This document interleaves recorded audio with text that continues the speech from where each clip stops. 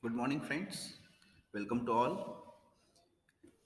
In the last lecture, we saw the chapter number two, elementary canonical form. But due to some technical problems, the board is unable to see. That's why I am repeating this lecture again. So, in the linear algebra, unit number two, elementary canonical form. The first definition is simultaneous triangulation and simultaneous diagonalization. What it means, simultaneous triangulation and simultaneous diagonalization. Let V be the finite dimension vector space over F. Let V be the finite dimension vector space over F. Let the curly F be the collection of all linear operators on V. It means F is the set of all linear operator on V. Okay. Then the operator in F are simultaneously triangulation or simultaneous diagonalization if there exists a basis beta such that all the matrices of T with respect to this beta where T belongs to curly F are triangular or diagonal matrix. Okay, all the matrix T with respect to beta, the matrices T with respect to beta where T belongs to curly F are triangular or diagonal. Then we say that F is simultaneous triangulation or simultaneous diagonalization respectively. Okay, there were some notes are there. We know that all the diagonal matrices are commutative. Any set of diagonal matrices, the diagonal matrices are commutative to each other. Hence, the necessary condition for the simultaneous diagonalization is that F is commutative family of operator. Whenever F is simultaneously diagonalization, F is simultaneous diagonalization, then it must implies that F is the commutative family of operator. Okay, the second condition. Also, the second condition for the simultaneously diagonalization is that each operator in F be a diagonal operator. Okay, if F is the simultaneous diagonalization, then each operator in F be a diagonal operator. Now, the third necessary condition for the simultaneous triangulable is that each operator in F must be triangulable. Any operator in F must be triangulable. It is not necessary that F is commutative family of operator. For the simultaneous triangulation, it is not necessary F is commutative family of operator. Okay. Now the next definition is the invariant subspace under F. The invariant subspace under F.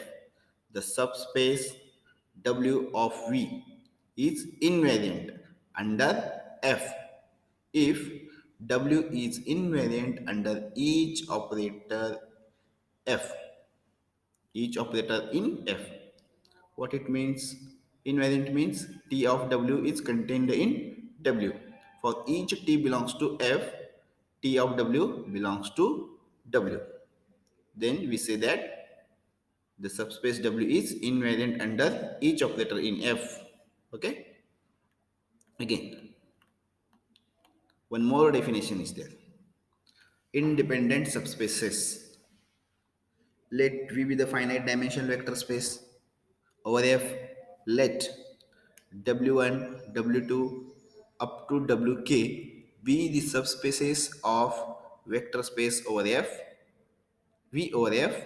Then we say that W1, W2 up to Wk are independent if alpha 1 plus alpha 2 plus up to alpha k is equal to 0, where alpha I belongs to Wi implies that alpha I is equal to 0 for all I up to k, 1 to k. It means that if W1, W2 up to Wk, all the subspaces are independent. When this condition is given, it implies that Wi is equal to 0. It means that whenever all the subspaces are independent, then alpha I is equal to 0 if this condition is given for all alpha I belongs to Wi. Okay. Now again we see the lemma. Let V be a finite dimension vector space. Let W1, W2, W up to Wk be the subspaces of V. Let define W is equal to W1 plus W2 up to Wk.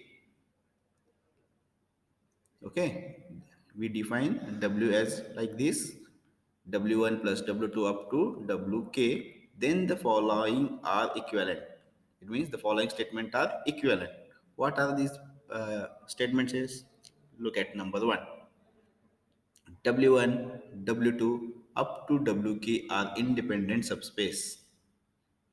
Next, for each j running from 2 to k, we have Wj intersection W1 plus W2 plus up to Wj minus 1 is, is a set singleton 0.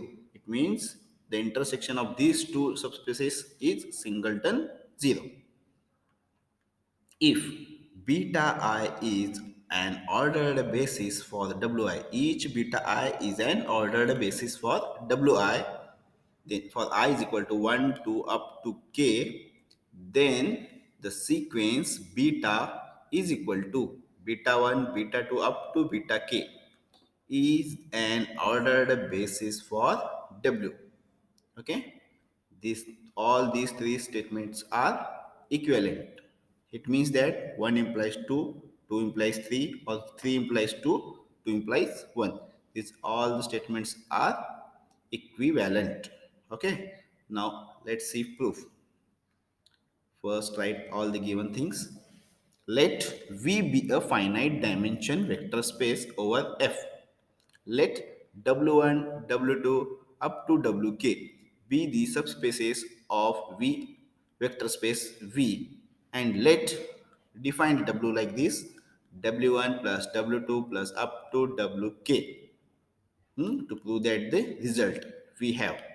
Now to prove that the result we have, we prove first, in the first part we prove first implies and implied second. In the first part, we prove first implies and implied second. Assume first statement is correct and to prove second, and conversely assume the second statement then prove first. Let us assume that. What is the first statement?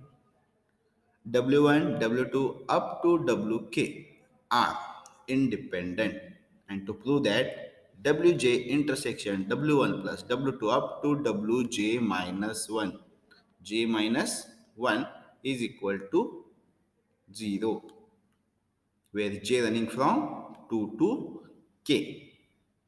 Okay, let.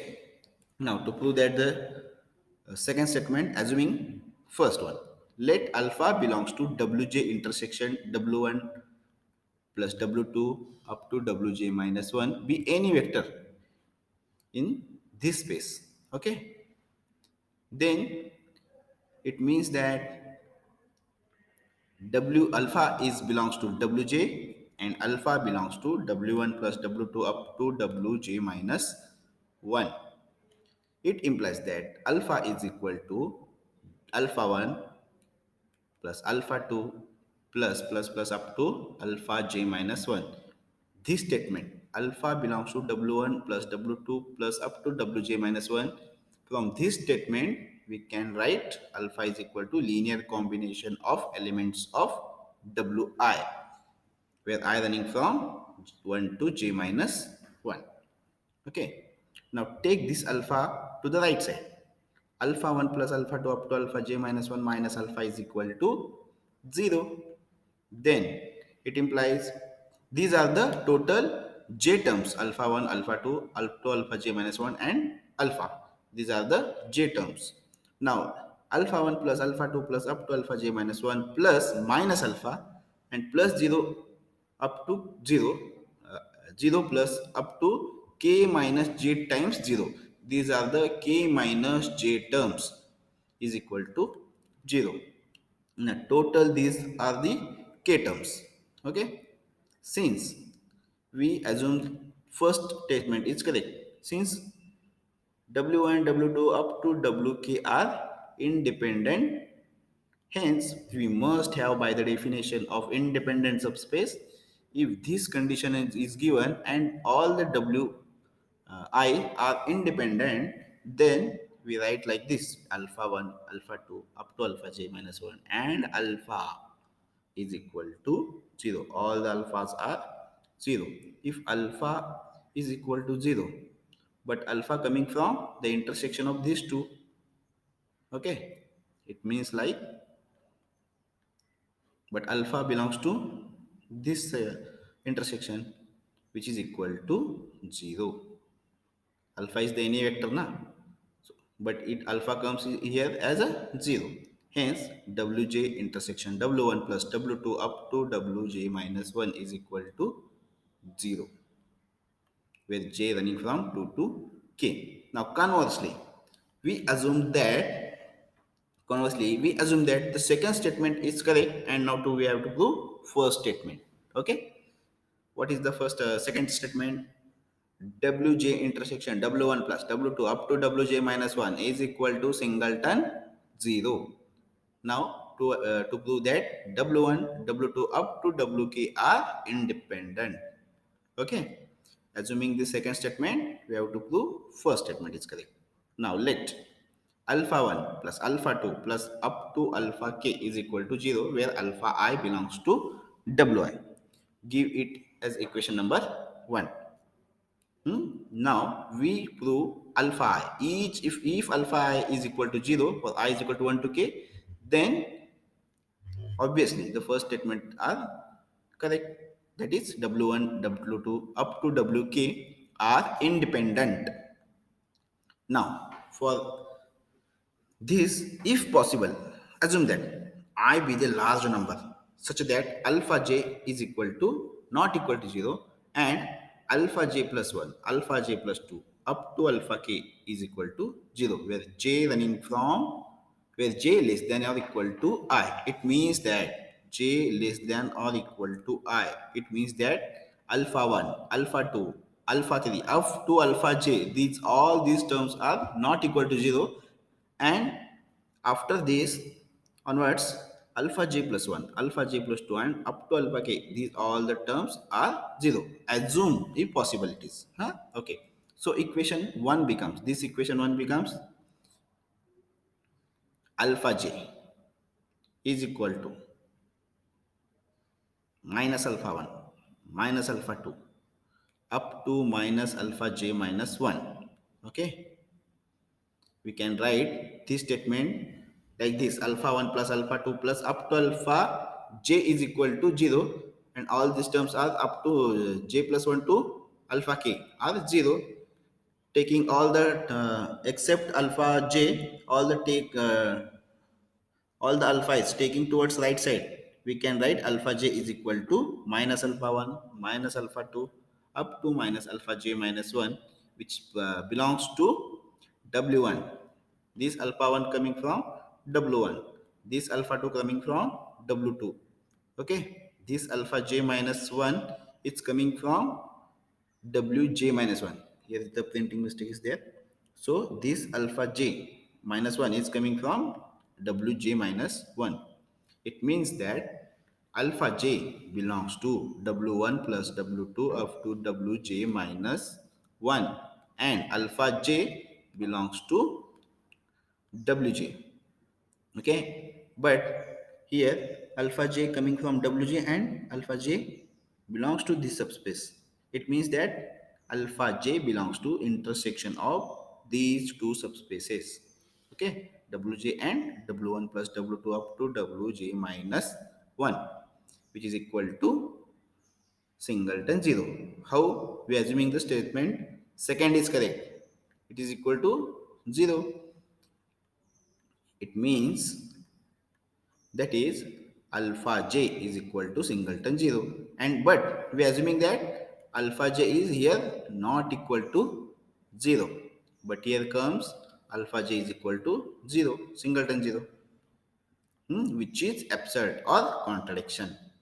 It means we have alpha 1, alpha 2, alpha k all are 0. The statement we are assuming this alpha j, where j less than or equal to I is not equal to 0 is wrong. This statement is wrong. It means all the alpha j's are alpha i's are 0. Then by the definition of independent subspaces W1, W2 up to Wk are independent subspaces. Okay. Here the part 1 is end of part 1. Now we have to prove second part in the lemma. We have to prove first implies an implied third statement. Assuming the first statement is correct, and we have to prove third, and then assuming the third statement is correct, we have to prove first statement is correct. Okay, assume that first statement W1, W2 up to Wk are independent subspaces. And given that beta I is an ordered basis for Wi, for I is equal to 1, 2 up to k. And to prove that the sequence beta defined like this beta 1, beta 2 up to beta k is an ordered basis for W is equal to W1 plus W2 up to Wk. This beta is an ordered basis for this W. And given that this beta I is an ordered basis for Wi and W1, all the subspaces are independent subspaces. First, we prove beta spans V. To prove the beta is the basis for W, we have to prove beta spans W and beta is linearly independent. Okay. Then we say that the beta is ordered basis for W. For this, first we have to prove beta spans W. Let alpha belongs to W, which is equal to W1 plus W2 up to Wk be any vector. Then alpha can write like this alpha 1 plus alpha 2 plus up to alpha k, where alpha 1 belongs to W1, alpha 2 belongs to W2, alpha k belongs to Wk, each alpha I belongs to Wi. Give it as equation number 2. Since the beta I spans Wi and alpha I belongs to Wi for I is equal to 1 to k, thus this alpha 1 we can write the linear combination of elements of beta 1. This alpha 2, which is from W2 earlier, can be written as linearly combination of elements of beta 2. Thus, similarly, all these terms alpha 1, alpha 2 up to alpha k are uniquely expressed as the linearly combination of elements of beta 1, beta 2 up to beta k respectively. Okay? Hence, this alpha, hence we have this alpha is the linear combination. This alpha is linear combination of elements of beta 1, beta 2 up to beta k, but alpha belongs to W. Hence, the alpha is linearly combination of elements of the sequence of beta. It implies that beta spans W. Okay, understand? Now, we have to show that beta is linearly independent. Now, we have to prove that beta is linearly independent. Let B1, B2 up to Bk is equal to 0. These are the elements from W1, W2, W3 up to Wk. Give it is equation number 3. Where, look at here, where beta I is linear combination of elements of beta I. Okay. This B1 is a linear combination of beta 1, elements from beta 1. This B2 is the linear combination of elements of beta 2. This beta k is the linear combination of elements of this bk is linearly combination of elements of beta k. It gives bi belongs to wi, since bi belongs to wi. Hence, since beta I is a basis for wi and bi belongs to wi, this is bordered basis and this is element from wi for I equal to 1 to k, and we are assuming that b1 b2 up to beta k is equal to 0. Okay, but assuming the first statement is correct, w1 w2 up to wk are independent. By definition of independent subspaces, b1 must be 0, b2 must be 0, up to beta k is equal to 0. Hence, bi is equal to 0. Why? Because these all the subspaces are independent. Bi is equal to 0, I is equal to 1 to k by definition. That is, the linear combination of elements of the basis of beta I is equal to 0. But this element comes from wi, which is equal to 0. But it is the linear combination of elements of beta I. Huh? That is, the linear combination of elements of the basis beta I is equal to 0.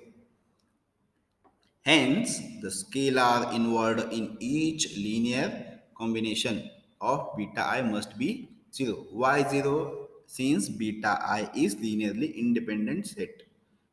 Beta I is an basis for wi. Hence, beta I is linearly independent. Therefore, the scalar inward in each linear combination of bi must be 0. Hence, all the terms are 0. Hence, the beta is linearly independent. Okay? The beta is linearly, the sequence b1, b2 up to beta k is linearly independent set. Hence, beta form a basis for W. Why? Because beta is linearly independent set and beta spans W. Hence, beta forms basis for W. Conversely now, assume that the third statement is correct and we have to prove first statement. Conversely, assume that the sequence beta is equal to b1, b2 up to beta k. Hmm? Is an ordered basis for W, where beta I is an ordered basis for Wi, for I is equal to 1, 2 up to k. Now to prove that W1, W2 up to Wk are independent. These are independent. That is, to prove that if alpha 1, alpha 2 plus alpha 3 up to alpha k is equal to 0, then alpha I is equal to 0 for all I. The subspaces are independent. It means that we have to prove this. Okay. Let let alpha 1 plus alpha 2 plus up to alpha k is equal to 0, where alpha I belongs to wi. Give it as equation number 4. Now, beta I is an ordered basis for w and alpha I belongs to wi. This alpha 1 belongs to w1, this alpha 2 belongs to w2, this alpha k belongs to wk, but beta 1, beta 2, beta 3 is an ordered basis for w1, w2, w3 respectively.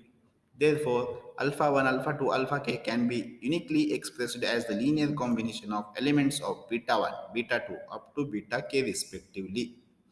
These elements can be written as linearly combination of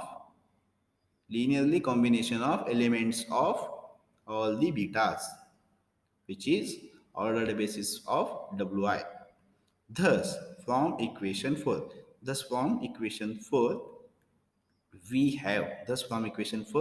we have alpha 1, alpha 2 up to alpha k is linear combination of elements of beta.